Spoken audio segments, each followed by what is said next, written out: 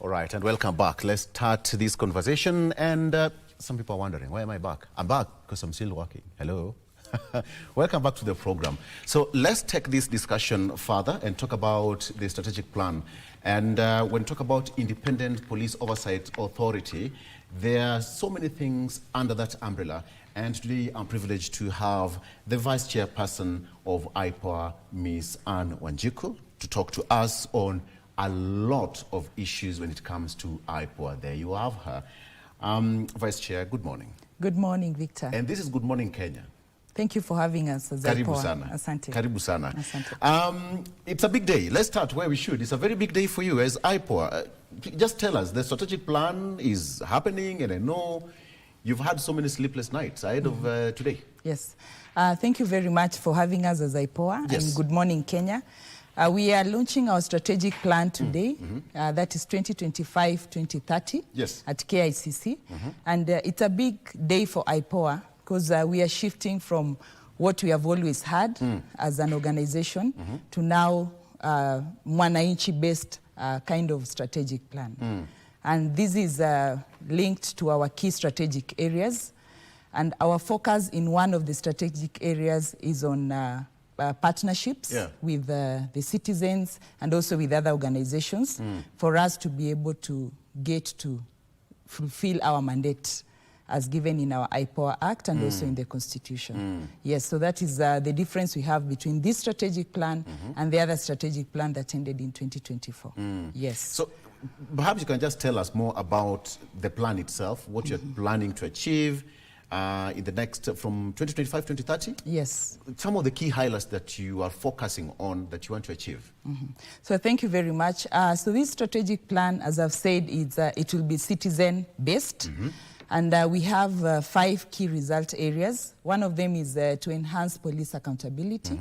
And to be able to achieve this, we are looking at working together with the National Police Service to ensure that in their act, that is Article 15, yes, it talks about community policing. And we have been in conversations with the IG to ensure that the members of public get into the policing space. That is at the OCS level, we have community forums. At the county level, we have the county oversight authorities, which will now culminate to the IPOA. And the advantage of having civilians coming into the policing space is that the crime will now be brought from the community to the police. We will have also the citizens ensuring that they are also safe in their homes by having different mechanisms, including working with the Ngao, the provincial administration, to ensure that what is required of them in terms of security is achieved. So that's what we are pushing in this strategic plan. And also when we look at our ratios in terms of policing, we have around 120,000 police officers, vis-a-vis the around 55 million Kenyans. So it means one police officer is policing around 600, and the ratio is 1 to 350. So for us to be able to achieve that, because of the budget constraints and all that, we need wananchi to come into the policing space. So that is one of the areas that our strategic plan is looking at. The second one is on enhancing public trust. We see on our social media handles, whenever we have a communication as IPOA, there is a lot of negative comments that come in. And we have sat as a new board and realized where the problem is, and one of them is on feedback. And we are improving on our feedback mechanisms. We have on our website now a chat box where someone can report if their case has taken long, and there's instant feedback within the same day on the progress. We have also come up with our regulations to help us work with the Act within this 1 year that we've been in office to ensure that the timelines are kept. Like we have 90 days for an investigation to go through up to the courts. So that is one of the ways that we want to ensure we get back the public trust so that they can trust us in terms of handling their cases and also their complaints. The other area that we are looking at in the new strategic plan is improved strategic partnerships and engagement. And that is why since we came into office, And I've brought greetings from my chair, Oh, Isaac yes, Hassan, yes. Say the hi. former IBC chair, Yes. and the board, and also the whole authority. When we came into office, our first meeting was with the CJ. And we met her specifically to try and fasten our cases which were in court. And at that time, we had around 234 cases. And we were in discussion with her whether we can have a case specifically to handle police matters. Because police matters are matters of public interest at any given time, so that we can have justice within a very short time. We understand the judiciary is also constrained, and that's why the wheels of justice really grind slow. We can have a case in the courts that might take even 6 months to be done with. So we were in discussion with that. We also met the ODPP, because we also have cases there, around 280 that are yet to be taken into the courts. 280, that's a big number. It is. It's a big number. Going back to which year? Going back to 2021. Yes, because for this particular year, in ODPP, we have 171 cases for this year. So that is the backlog that we were talking about, that we found when we came into office. So some of them... Do you have a timeline? Do you have a timeline to bring down this number? Yes. Perhaps from 171 to something? Yes, we have a timeline now that we even have the regulations. Yes. And currently, we have an officer from the ODPP, one of the prosecutors, specifically handling our cases. So out of that meeting, when we met Igonga, we were able to get an officer specifically handling IPOA cases. So therefore, we are now, there is that, the back and forth, if there is terms of documentation and what, it's faster than it was. Okay. Recently, we were also able to meet the Commission on Administrative Justice. They handle complaints from public offices, from citizens on behalf of public servants. So some of our cases, we refer to them because they involve administration issues. They are not serious crimes. So we work closely with them. So we met them, and them, in terms of powers, their summons are more respected than ourselves because they are taken as law. So our hours we just summon, but them you have to. You saw recently they even summoned the judiciary. Yes. Yes. So we want to work closely with them, especially with cases where we have tried to summon the police officers and they have not adhered to our summons. Just on that, yes. Does it really give you a bit of some constraint now that you don't have prosecutorial powers? Yes. It gives us constraints, and I'll talk about that on legal reforms that we are looking at. We are looking at reforming some of our parts of our act for us to have, for our investigators to have same powers of a police officer. That is the powers to arrest, to carry firearms, and also to ask for some powers from the ODPP to prosecute. Yeah, so we are going to Parliament. We have already done the act, and we are also requesting members of public. When it comes to public participation, they should show up. Show up. Okay. Because this is one of the areas that really slows down IPOA cases. Because we have to work with police, ODPP, and then now head to court. Yes. Let's come back to the strategic plan.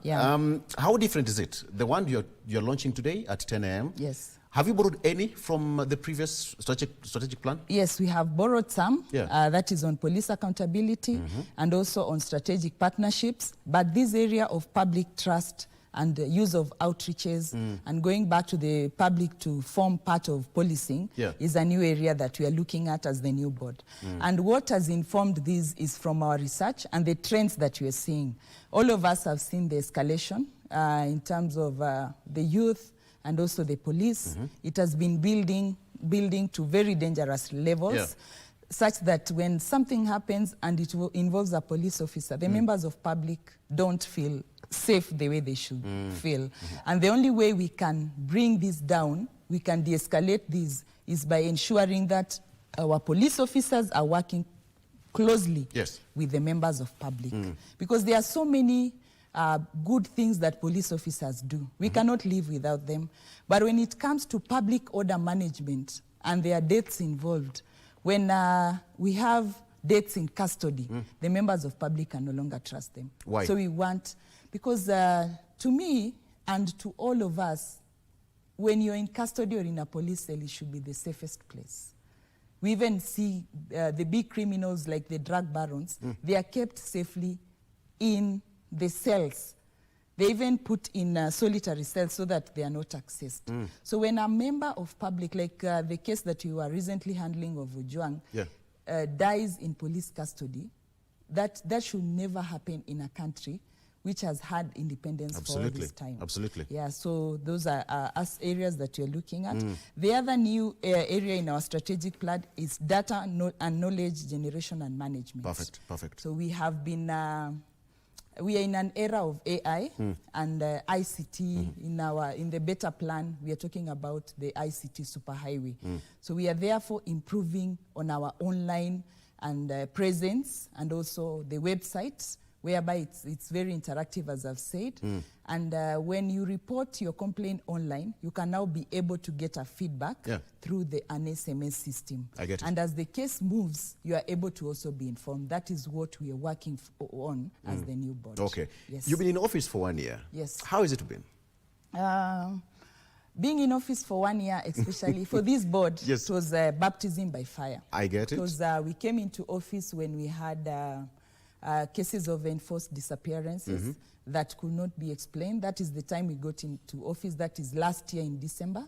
And from then, it has been one thing after another. So you took over the office with all the liabilities? Yeah, with liability, especially the Gen Z cases of last year, June. We came, and that is what we came into contact first. It had been handled by the other board, but we also still handling it.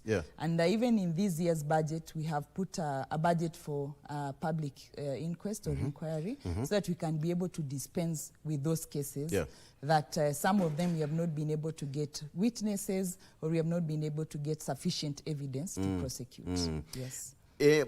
Another question that is related to you being in office for 1 year and the entire board is some of the such result areas. You could expound on that as well, some key result areas? Yes. So as I've said, I've talked of partnerships that you've had. And the recent one, that is the other day we met with the EACC with regard to the police recruitment that is I'm sure will be there maybe in the next 1 or 2 months. Yes. Once the dispute between the NPSC and the NPS is resolved, we want the members of public to closely get involved in the recruitment process because the entry behavior informs the kind of a police officer that we will have. So we went to EACC with regard to our work as IPOA. Our mandate is to ensure Article 244 of the Constitution is achieved, having a professional police officer and a disciplined force. But when we have an integrity issue of corruption, we can never have a complete police officer. That is why we went to EACC the other day in terms of partnerships to ensure that we monitor issues of traffic, bribery, issues of the recruitment and the bribery that has always been spoken about. And remember in 2014, we had IPOA cancelling the whole exercise of police recruitment because of bribery. So we want Kenyans to come out. That's why we are saying community should engage in policing so that we can be able to get upright police officers who will, in the end, serve us in the best way. Perfect. Yes. You talked about police accountability. Yes. Perhaps you could just tell us how you are planning to enhance accountability, the new strategic plan. So in the new strategic plan, one of the best ways of enhancing accountability is involving members of public. The other way is ensuring that the IG adheres to our recommendations because we give recommendations in different areas. We do monitoring and inspection of police premises, including the cells, training facilities. So we give recommendations. Some are adhered to, some are not. So we want to ensure accountability through that. Also non-cooperation to IPOA officers. Through this particular strategic plan, we are going to ensure that because in our act, it gives us the powers to prosecute an officer who has failed to turn up and respond to our different queries on different issues. So by tying them down and saying it's you individually, we will be able to achieve that accountability. Yes. Okay.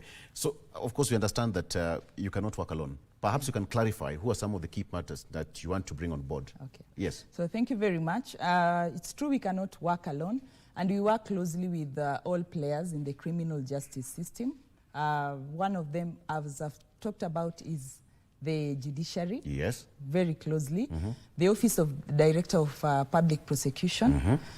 We also have the other constitutional commissions, like the National Commission, the National Commission on Human Rights, whose chairperson forms the 9th member of the IPOA board. So we work closely with them.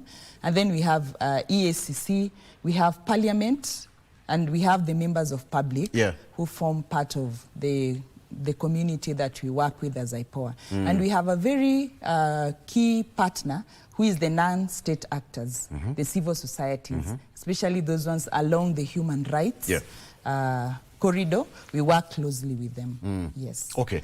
Again, let's talk about efficiency and effectiveness in discharging your mandate. You have a lot of work to do. Correct. What are you focusing on and the new strategic plan to enhance this?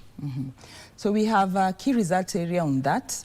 And how we are focusing on it is by bringing services closer to Mwananchi. We have introduced an aspect of Huduma desks that we have never had. So we want to start 10 Huduma desks. It's in the budget. It's already in discussion with the parliamentary committee. And that's going to be spread across the region, across the country? Yes, in areas where we are not there. Okay. We are in Mombasa, we are in Garissa, Nyeri, then Meru, Nakuru, Eldoret, Kakamega, and Kisumu, and then Nairobi. So we have 9 regional offices. So you want to add more? We want to go into areas like far-flung areas, like Lodwar will have a Huduma Center. Then we have an office, a new office coming up in Mandera. So the 2 new offices have already been approved in the budget. Great. That's how we are going to ensure effectiveness. And the other one I've spoken about feedback, which is key. Most of the comments that we had, that we were able to analyze in terms of customer feedback, were on no feedback. Like we reported a case, we don't know what is happening, and this has been from members of public and also from police officer. They say, you came, you took my statement, I don't know if I am guilty or not guilty, but there is no feedback. So we are ensuring feedback. When there is feedback, there is communication, and therefore there is effectiveness and efficiency. Yes. You have a lot of work to do, clearly. Yeah, we do. But then, you know, wanasema barabara dile aina kona. So do you have some bottlenecks? Because you have this strategic plan that you are going to launch today, and you have to implement it. Correct. But do you have some of the, some of the bottlenecks? You talk of non-cooperation from either Mwananchi, some of the police officers summoned, they're not cooperating, etc. What are some of these bottlenecks you're facing? The first bottleneck is the non-cooperation from the NPS. And this is a result of what I've talked about in our act, us not having the powers to arrest. Because if we could have the powers to arrest, we would go to those officers like they just EACC, say like, and whatever, arrest. then they move on. Yes. Yeah. So the non-cooperation is an issue, but we have cured it, as I've said, through having fines towards officers who will not respond to us. You'll be seeing that. Our lawyers, we have a total of around 22 lawyers, will be going to court towards those cases, because we have realized most of those cases form our backlog, and therefore do not allow us to implement our mandate. Another bottleneck that we have, or a challenge, is inadequate staffing. We have around 77 investigators handling all these cases across the country. Therefore, it delays justice. And you know, the wise say, justice delayed is justice denied. Denied, right. So we are looking at employing more. We have it in this year's budget. hopefully we will be able to have a small number even through supplementary to be able to cater for that. And I want to thank our parliamentary committee. We have been working closely with it, the security committee led by Honorable Tongoyo, and we are in high discussions in terms of staffing because we are doing really badly, and that one also affects on our work. And then there is also the delay in hearing and determination of cases, as I've spoken about the backlog at ODPP and also at the judiciary. But today's guest in our strategic plan is Her Ladyship, the Chief Justice. And we will still continue with that conversation of having a court specifically to handle police misconduct and police excesses. Talk of police conduct and excesses. Yes. Would you mind updating the country at large at some of the high-profile cases that you are handling and their progress? Okay. So thank you very much. We have high-profile cases. I think the recent one that was in public domain was what happened in June of the young man called Ojwang. Yes. It's a case which is still in court. On 30th this month, we have the suspects going back to court for bond hearing, and that is one of the cases that we are closely monitoring, and it's very clear that as IPOA we are opposed to bond because we are still getting more evidence towards what transpired. Up to now? Yes, we are waiting for very important information from Communication Authority of Kenya to determine the issues of the con log and all that. So that's one of the cases. And we are happy that the judiciary has and the ODPP was able to prefer charges very fast to as soon as we finished on the investigations. And that case, we believe the young man will be able to get justice because that is our case as IPOA.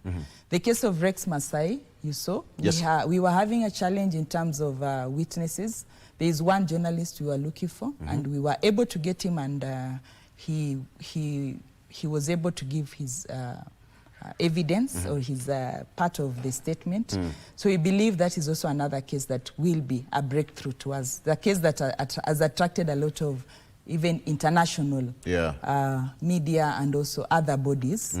And it's a case that we are very keen on it. It went into an inquest, but I believe it's almost over.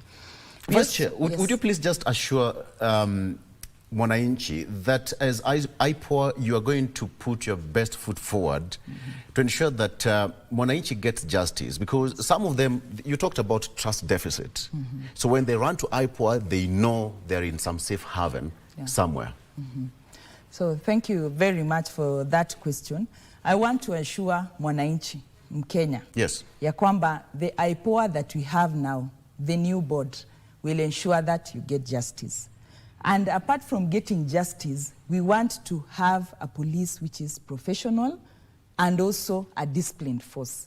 That's why we are calling in Mwananchi to participate in policing, so that you're also able to bring these issues to us very ready, and you also have the evidence and all that. But as a board, we are committed to ensuring that we will have a disciplined force. And for those ones who have been able to go into maybe police excesses and all that, will get justice.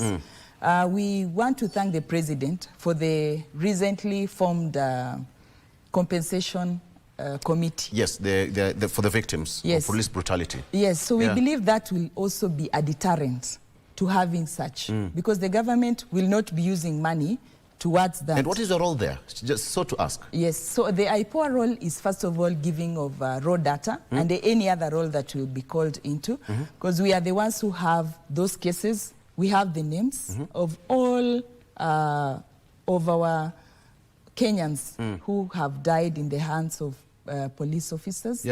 And some of them are cases that we have even gone into post-mortem. We have done ballistics. So we have all these evidences that when called upon to give, we will be able to produce at the right time. And any other role that will be required of us to play. Yes. And finally, I mean, there's this story here on the front page of the Daily Nation. We can't just run away from it. Police recruitment saga, MPs to give 2-day deadline.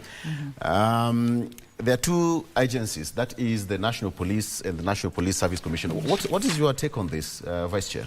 The National Police Service Commission, Yeah. we work closely with them, and part of their membership is the IG and the 2 DIGs. Yes. So the way the law was drafted makes it very difficult for that particular body to operate, because the National Police Service Commission is an independent body, and the NPSC is also, the NPS is also somehow an independent body. So the two of them coming together, you saw even the issue we had of payroll. Yes. Because the NPSC constitutionally and according to their act, they are the personnel of the police. They are the recruiting. They are the ones who are supposed to take care of the HR bit of police. So when now we have again the NPSC, being, the NPS being part of them, it somehow, to me, forms the conflict. So until they agree, you saw even we were in parliament with them. Yes. I was present, I represented my chair on the issue of online recruitment, which has raised a lot of questions. The accountability, the transparency. Whether the system will be able to handle the big number in terms of piloting and all that. And I think we are now past that, because the parliamentary committee said we are not ready right now. So we are going the normal manual way. Yeah. So they have to sit down and agree on who is to recruit, so that we can move forward and recruit. Great. And I hope, as it has been said, within the 2 days, we can be able to have that. We are having an acute shortage, as I've said. We have 120 police officers, but we have had those ones who have died, we have those ones in custody, we have the ones who have resigned and all that. So we have maybe the ones who are currently working might be around 90,000, which is a very huge shortage in terms of... And they're now planning to recruit 10,000 more. Yes, which is still a small number. What's your proposal? For a proper functioning of the police, I've said the ratio should be 350 to 1. Yes. So unless we recruit, which the budget cannot allow, around to have a total of for 55 million, we'll have around how many? To have 350. Yes. That's what we should be looking at, which will be a very big number. It could be around 60,000, and the budget right now cannot allow that. Yes. Okay. So we'll just recruit that way. But for the best way of bringing down the gap between the police and the members of public in terms of policing is for the members of public to be involved. I was reading about the history of South Africa, where we have a similar body like IPOA called IPID.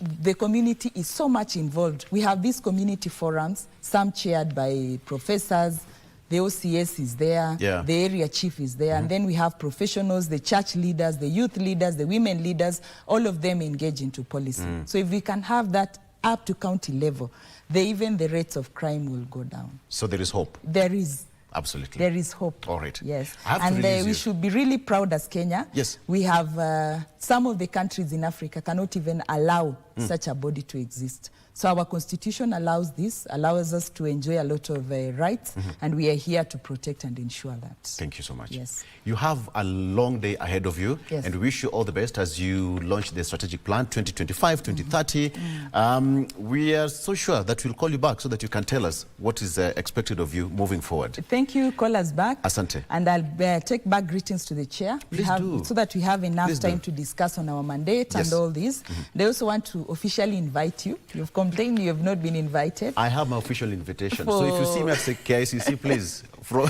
the... For the launch and all the media houses, Asante. Welcome. We'll have a very good discussion. We have ambassadors present. We have PSs present as we launch this very important document. We will be there. Yeah, thank you very much. Asante sana. Asante sana. That is Ms. Anne Wajiru, who is the Vice Chair of IPOA, talking to us the strategic plan 2025-2030. Let's take a break.